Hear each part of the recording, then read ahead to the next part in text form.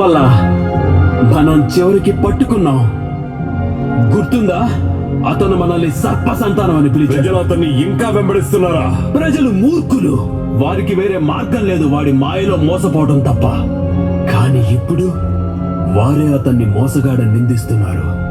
ప్రజల్ని రెచ్చగొట్టడానికి మనం శాయశక్తులా ప్రయత్నించాలి.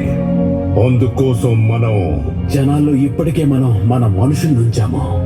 తను ఒక అబద్ధపు ప్రవక్త. దేవుని కుమారుణ్ణని చెప్పుకోవడానికి ఎంత ధైర్యం తనకి!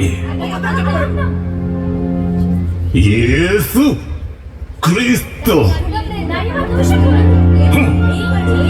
ఇతను ప్రజలతో తనని తాను యూదుల రాజునని గొప్పలు చెప్పుకుంటున్నాడు. ఎంత ధైర్యం! ప్రజల్ని మోసం చేయడానికి దేవాలయాన్ని పడగొట్టి తిరిగి 3 రోజుల్లో కడతావా? తనని తాను దేవుని కుమారునిగా అందరితో చెప్పుకుంటున్నాడు. ఇంకా మనకి సాక్ష్యాలతో పనే ఉంది. అతను ఖచ్చితంగా మరణానికి పాత్రుడు. తను మోసం చేసిన అమాయక ప్రజల నిమిత్తము మరియు దేవుణ్ణి ఎదిరించినందుకు అతను ఖచ్చితంగా చనిపోవాల్సిందే. కాబట్టి ఈ దైవ దూషకుడికి సిలువ వేయాల్సిందే. ఇలా మళ్ళీ ఎన్నడూ జరగనివ్వకూడదు. నువ్వు ఏమి సమాధానం చెప్పవా? ఏమంటావు? నువ్వు దేవుని కుమారుడవైన క్రీస్తువా?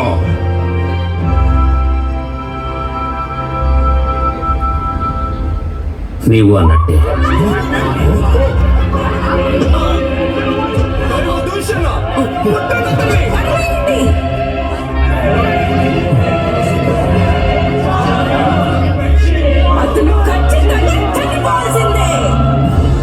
దైవ దూషకుడు ఇతన్ని తప్పకుండా శిక్షించి తీరాల్సిందే.